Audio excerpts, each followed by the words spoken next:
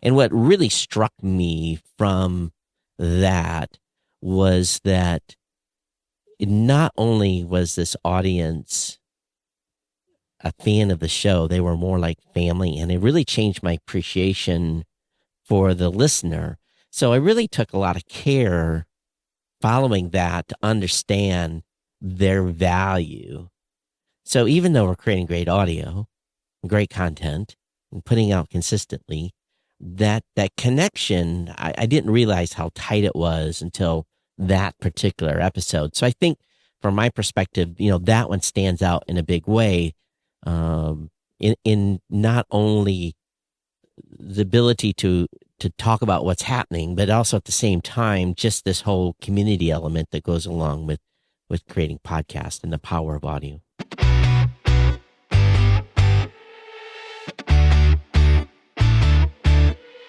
Welcome to Audio Branding, the hidden gem of marketing. Sound plays a more important role in human behavior and our decision-making than you may realize. In this podcast, I'll help you understand the art and science of sound so you can better influence others in business and your life. I'm your host, Jody Krangle. Let's delve a little deeper. This is the first part of my interview with Todd Cochrane. My next guest is the CEO of Blubrry Podcasting and has written the book on podcasting. Well, at least the first one, Podcasting, the Do-It-Yourself Guide. He's the founder of the People's Choice Podcast Awards and the Tech Podcast Network. He's also credited with introducing the first advertisers into podcasting, GoDaddy. He was inducted into the inaugural class of the Podcast Hall of Fame in 2015. But maybe his biggest influence on podcasting is Blubrry Podcasting and its parent company, RawVoice, which offers a directory of more than 3.75 million shows, the #1 podcasting plugin for WordPress, and much more.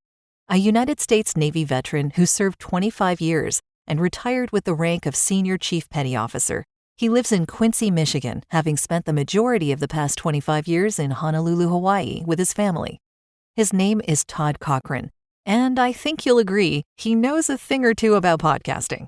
We'll discuss that, definitely, but I'm also looking forward to getting his perspective on what it takes to really make a mark in podcasting and in sound these days. I am definitely going to learn a thing or two here, and you might want to take notes too. As always, if you have questions for my guest, you're welcome to reach out through the links in the show notes. And if you have questions for me, visit audiobrandingpodcast.com, where you'll find a lot of ways to get in touch.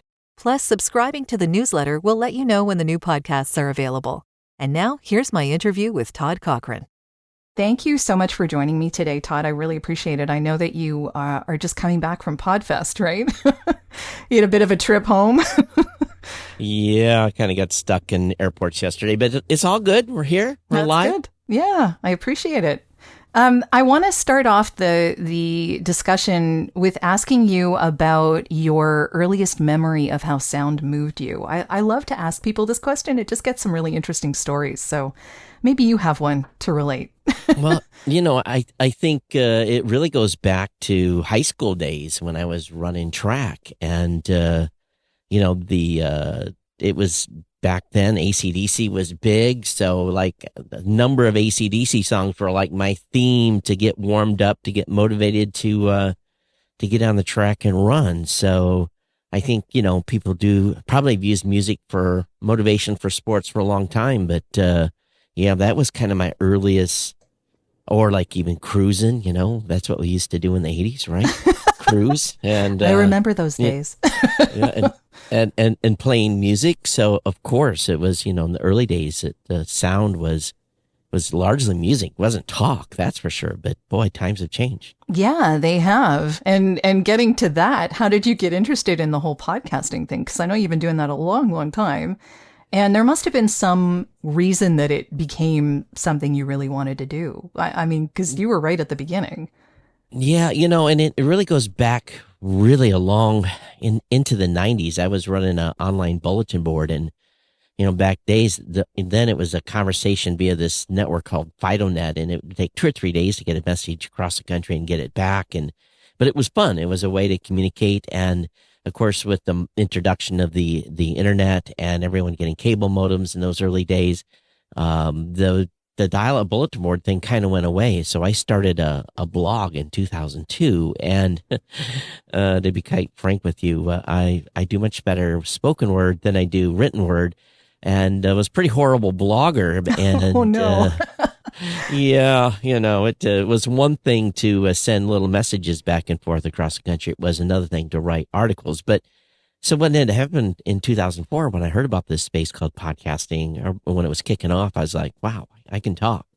So really my introduction into podcasting was really this wanting to be able to communicate verbally, which I do much better than I do written. So for me, it was the perfect venue. And even though I do slaughter the English dictionary from time to time, I have a great time creating content, and it just felt natural for me to pull up a mic and talk. And it's kind of funny because what did I do my first 2 episodes of my show back in 2004 is I opened it up with AC/DC, just like I would do for running. Well, of course, yeah, of course you can't do that. So those 2 episodes are long gone, but Oh no. but I know a lot of podcasters do music as a embed, as a kind of a get up and get rolling type of thing. And I think some of those, if they're done well, is a great way to introduce a show. But for me, really the introduction of podcasting was really those early days of the medium and being able to communicate and get this interaction with the audience in a way that really, in my opinion, had not been possible before. Yeah, I love it. I remember the BBS days. I was involved in those. And I had a message board on a songwriting related resource that I had for many, many years. Just a message board, a bullet, like that was on a website for a long, long time. So yeah, the graduation, I guess, of the spoken into the written into a spoken medium is kind of an interesting thing. And we had a really early radio show, I guess, technically internet radio. Do you remember Live 365? Are they back? I do. They're back. Yeah. Yep, absolutely. Yeah, interesting. So, we had one in I think 2002, but they were really hard to produce at that time. And it was far from what you would call live. Yeah. And the bit rate was so low that the audio was, is almost telephone quality to a certain extent. And, I laugh because some early interviews I did, that's what we used. We used the old radio style telos, you bring someone in on a phone line and, you may have great audio stack here in the studio, but when you patch someone in via telephone, it just goes downhill from there. But pretty awful. Yeah. It's lucky now we have what we have. Here we are IP to IP together and creating great content. Yeah, it's the graduation of that has been really fantastic and making it easier and easier for people to do all the time, because I got to say, I am not necessarily technically minded. I don't have a fear of computer tech, but this kind of thing is way easier than it used to be. Yeah, a lot easier. And thank goodness it is. Yes, thank goodness. When you were first starting in 2004, that was when you said your first episode dropped. What are the differences between what you were doing then and what you're doing now? I mean, the show has obviously changed a great deal, if it's even the same show. Is it the same show that you've been doing? It is the same show. So I've added a couple more shows, but the base show, which I just hit episode 1602, which wow, it makes me breathe a little bit. If you think about what was different then, was there was no podcast host. So we were on our own for our media.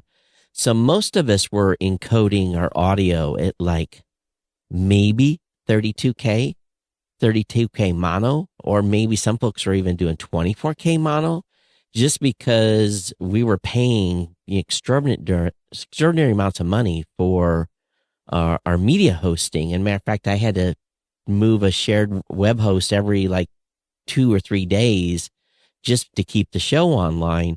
So, even though I had this great audio path, and my goal, because I had 3 little ones at home, well, 2 and 1 on the way, 3 little ones at home, and I just had no time to do this, a huge amount of editing. So my goal was to have the best audio stack. So I invested in a great microphone, great preamplifier, everything, great mixer, great compressor, all the things you need to have as best sounding audio as you can from the get-go. And then the editing was, enhanced in a way in that if I did my show prep correctly, there wasn't as many ahs and ums and, things that were causing an editor go crazy and making 85 edits in a 90-minute program. So I really focused on the audio quality from the beginning, even though we were, uploading it 32 or 24K, but that very, very quickly changed. It went to 64K mono. And I think a lot of shows today are even doing 128K. I've seen some to 256. I think that may be a little overkill for spoken word, but I think today, over the internet anyway. yeah, for sure. Now, if you're an audiophile and listen to music, well, that's not going to cut it. But I think that for podcast audio now, we're not so much worried about that bandwidth because we've all got almost everyone has high speed connections except for some folks in other countries. But for that fact alone, audio quality's improved just because of the encoding. Yeah, it's improved a lot over the years. So definitely a big improvement from 2004 to 2022. Oh, absolutely. Yeah. So how important do you think good sound is, especially now? I mean, there are a lot of other ways that people can listen and places people can listen to things. I've always said that they'll forgive you for bad video, but they won't forgive you for bad audio. It's like you can interpret with your eyes something that may not be completely right on video. You can fill in those blanks, but in audio, it's really critical that master recording and that end product is as good as it can be. Now, I live on two sides of the fence. One side is I have professional production done of my company show. It's done by my production team. And then on the other side of the fence, I do two shows where there's relatively no editing. There's chopping ends, there's doing some normalization, and then kicking it out. We don't have time. I don't have time to do the hardcore raw editing. Now, my show has grown up. The primary show has grown up with folks knowing I don't edit, but I also stream that show live. So I have to be really good. I have to be really prepared so that it's the best it can be to, be presentable. So, I think some folks, and probably a lot of your audience probably says, oh my God, I would never put something out not edited. And I understand that. That's fine. But I think if I had to have edited from the beginning, I don't think I would still be a podcaster. So I think there was a trade-off there that I was willing to give up in order to continue to do my show. And I think it depends on what the purpose of your show is. I mean, lots of people, like for instance, my show is about sound. Right. So that's really, exactly. It's really important to me. But, other people, the message is really, really super important. And so, yeah, I mean, if it's going to keep you podcasting, and editing is a royal pain in the behind, let me tell you. but at the same point, I will say that some folks I've lost some listeners over the years because I haven't edited, and the format probably made them quit more than the actual audio quality, because the way I have done my show for years is I front load it with personal information, then I get into the content.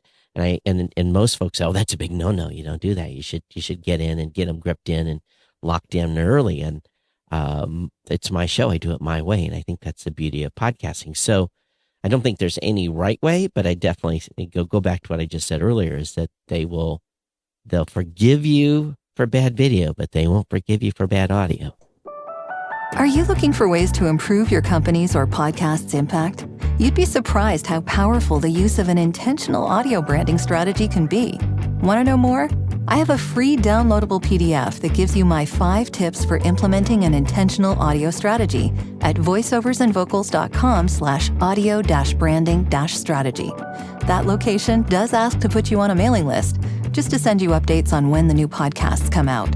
But if you really don't want to give your email out, I understand. Just contact me directly. My email is all over my website, and I'll make sure you get that PDF without needing to sign up anywhere.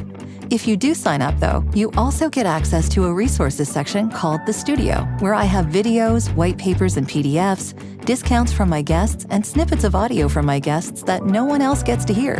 So maybe it's worth your while. Totally up to you. And of course, if you're looking for voiceovers, you can get in touch with me about that too. Now, back to the podcast. Going back to your show, is there a particularly memorable episode that you want to talk about? Like, is there one that really stands out in your memory as being particularly good for whatever reason? Well, if I look at the history of the show, and I go back to the one that stands out the most, and I talked about it the other night, was my 200th episode, and it was one of those. I was supposed to record it that evening, and sadly that afternoon my father was killed in an automobile accident. So I'm getting ready to go home and take care of those arrangements, and I left a small audio message, just recorded real quickly. Said, "Hey, my dad's dead, has died, and an automobile accident. We'll celebrate episode 200 when I get back in 10 days." And even though that was just maybe 30 seconds, I put that out to the audience and came back to 5,000 people that's, had written letters of condolences. And what really struck me from that was that not only was this audience a fan of the show, they were more like family, and it really changed my appreciation for the listener. So I really took a lot of care following that to understand their value. So even though we're creating great audio, great content, and putting out consistently, that connection, I didn't realize how tight it was until that particular episode. So I think from my perspective, that one stands out in a big way, in not only the ability to talk about what's happening, but also at the same time, just this whole community element that goes along with creating podcasts and the power of audio. Yeah, I think that we often don't realize how many people are listening and paying attention, and often no one will say anything because they're just listening and it's a passive thing and they can just do it while they're doing other stuff. And so you don't really realize how many people are actually listening to you when you put these things out, especially when it comes to your content, because it's been going for so long. Yeah. You become like an old friend that they sort of know.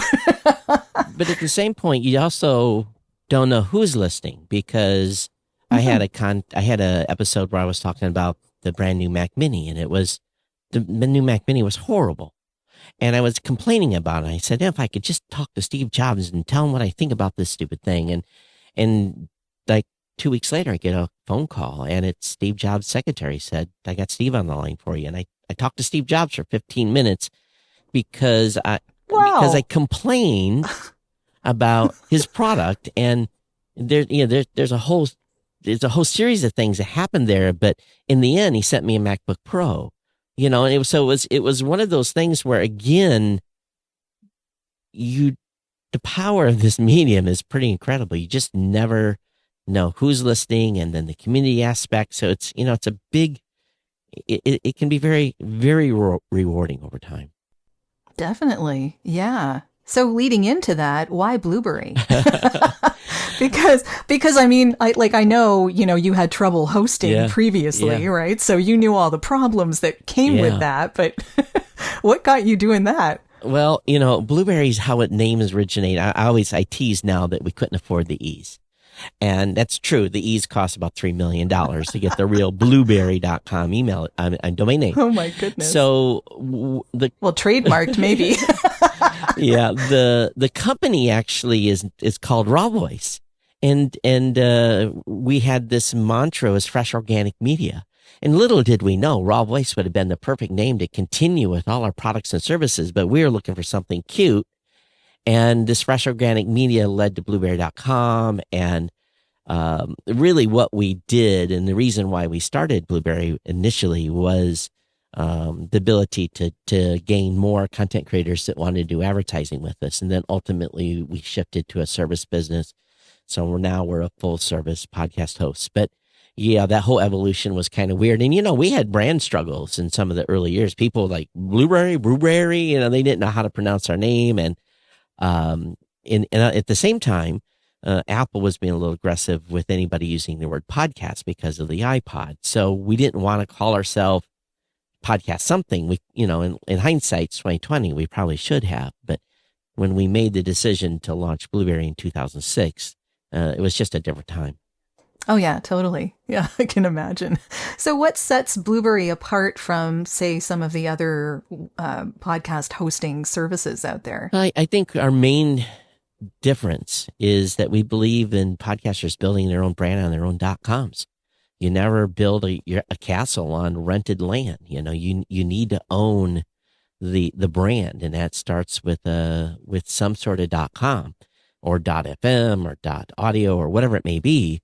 But you need a place to call home. And, for my personal show, I call it Moonbase Alpha. It's where I want everyone to come back to.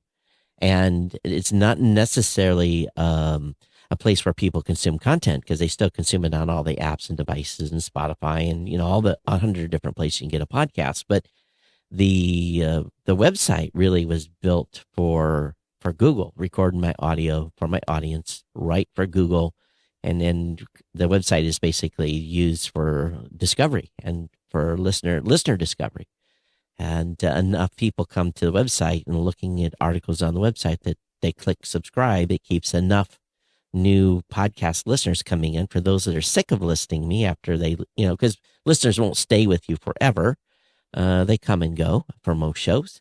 And so for me, it was basically almost like a lead generation platform, but instead it's a listener generation platform, along with all the other stuff that can go along with it, with newsletters and lead generation and funnels and anything else you so desire to put on your website. But I really believe our PowerPress plugin that works for WordPress really allows podcasters to truly control their brand on their website. They're not building their show at Blubrry. They're just using our services to help build their brand. Yeah, that makes a lot of sense. And certainly podcasters will thank you for that, because they are building their own brands. Right. And that's key. Yeah, it's pretty, very important. So you also have an awards show for podcasters, right? I'm trying to figure out where all the timeline figures in here, because I know that you have your original podcast that you started in 2004. There's Geek News Central. Is that like a new one, or is the same one? So 2004, October of 2004, Geek News Central was the primary show at geeknewscentral.com. Then in 2005, I launched the Podcast Awards at podcastawards.com. That was done independently, and I still own that independently. Matter of fact, the 17th annual Podcast Awards are going to be nominations opening on July 1st. So I'm always encouraging people to get registered for that. And then August of 2005 was when RawVoice / Blubrry was kind of formed. And then from there on, just a whole bunch of other stuff happened. There was a book in 2005, actually in early 2005, on podcasting. So, yeah, I was pretty busy those first couple of years. Yeah, it sounds like it. And then you have the new media show with Rob Greenlee, right? Yeah. So that's that. When did that start? That has been going nearly 10 years. Matter of fact, I think we've just passed the 10-year anniversary. We weren't paying too much attention to it, but wow. Yeah, so it's a unique show where a competitor, Rob works over at Libsyn and the VP over there. And of course, I'm the founder of Blubrry. So him and I started off that show, and, he talk about an audio moment. We started that show. It's called the Saturday Morning Tech Show. And then a few hundred episodes in, we're like, we're just talking about podcasting. Let's rebrand this thing. And we rebranded it right during the live on the show. I bought a new domain, everything. And then came back the next week with the new media show. It's basically our tagline is you can get a Ph.D. in podcasting if you listen to the show. I love that. Yeah. I mean, there's got to be a lot that the two of you together would be able to tell people, because you both have your unique perspectives. And like you said, companies that do the same thing. Yeah. So, yeah. Yeah. And there's about really interesting. I'm curious. Go ahead. Oh, sorry. Go ahead. Go There's ahead. about 20,000 podcasters that listen to that show, and a lot of industry people too. That's a lot. So we get a chance to kind of talk to like Apple and others without them. They're listening, but sometimes they respond. But you never know who's listening. So I know that we're all dealing with a lot of stuff these days, so I particularly wanted to acknowledge those that have taken the time to leave honest reviews of this podcast. Skyle Renee, I think it's Renee, it's spelled R-E-N-E, so that's what I'm going to go with. I hope I got it right. Had this to say: worth it. This podcast is so good that I just want to sit and stay in my car a little longer. Thanks, Jody. You're very welcome, Skyle. And thank you so much for taking the time to write a review. Now, back to the show. Between the two of you, I'm curious if there are things that each of you champion as far as podcasting is concerned. I think Rob is more reserved. I'm kind of the outspoken one. And but we both are champions of indie podcasters. We're very, very much, Rob is with the Podcast Academy. He's a governor over there. So he's championing for indie podcasters as well. The indie podcasting space makes up about 95% of the entire podcasting space. So commercial shows, high-end business shows probably make up that other 5%. But the rest are really folks that are recording their show either in their bedroom, a closet, a studio. It really runs the gambit, but they're independent. And oftentimes they're a team of one. Maybe if they're lucky, they have a producer or an editor. More and more podcasters are doing that. Fortunately, I think it's helping the space grow. Again, back to audio quality. Definitely. 5 years ago, Yeah. that was not the case as much, maybe 7 years ago. So we've seen an increase in that. But yeah, both of us are champions of indie podcasters, and we really are pretty outspoken about things going on in the space. So if something is happening that looks a little shady or we have concerns about, we call it out. And then, of course, we do invite people to come on and defend their position or whatever it may be. It's a very friendly show. We don't get contentious with people that come on, but we're very opinionated, I guess. I love that. And yeah, I mean, as you should be, because people are going to your show for guidance, I guess, on this, right? So are there any things that you are particularly worried about or wanting to talk about as far as podcasting is concerned, like now? I don't think I have any worries, as long as RSS, which is the medium that allows podcasts to be open. It's the medium that allows podcasts to be syndicated. Oftentimes people that are not in the space don't understand that podcasts are pulled, not pushed. So when someone creates a new episode, Apple grabs the episode, Spotify does. They do that through essentially reading that XML file that's full of stuff that makes your eyes glaze over. So they pull that data into their databases and then it's available to our listeners. So as long as RSS stays the main distribution point, there's a platform for everyone. I think what we've seen is ladies are leading right now in content generation. They absolutely are. They're creating more shows than fellas, women of color as well. The diversity in the podcasting space is what it should be versus what it was. And I think now you've really seen underrepresented groups able to have a message, and it really, to me, I would have never imagined in the early days when it was just really kind of a bunch of geeks and a few folks that were doing some comedy and talk, that the medium would grow into what it has grown into, and the diversity of content runs the gamut, and international growth is exploding right now in other countries with non-English podcasts, basically Spain, Portugal, Spanish. Those are all like exploding right now. Those language bases are Latin America. It's going crazy. So just to think now that anyone can have a voice, and really what it does is it allows people to have access to the content they want, feed their brain with good information, just like this show. You're doing a show on audio design and audio. So people that are listening to the show are specifically wanting to learn more. And I think that's the way it is across all these genres of topics in podcasting. That's what's exciting. Yeah, it is very exciting. A lot of the people that listen to this show are not necessarily podcasters themselves yet, but they may be interested in finding out more about it or how to maybe have a brand for their particular company by using sound like podcasting. This has been part 1 of our interview. I hope you'll tune in next week for part 2. Well, that's the end of this episode. Thanks for listening. And if you like what you heard, why not tell a friend about this podcast? It's available in all the usual locations. Until next time.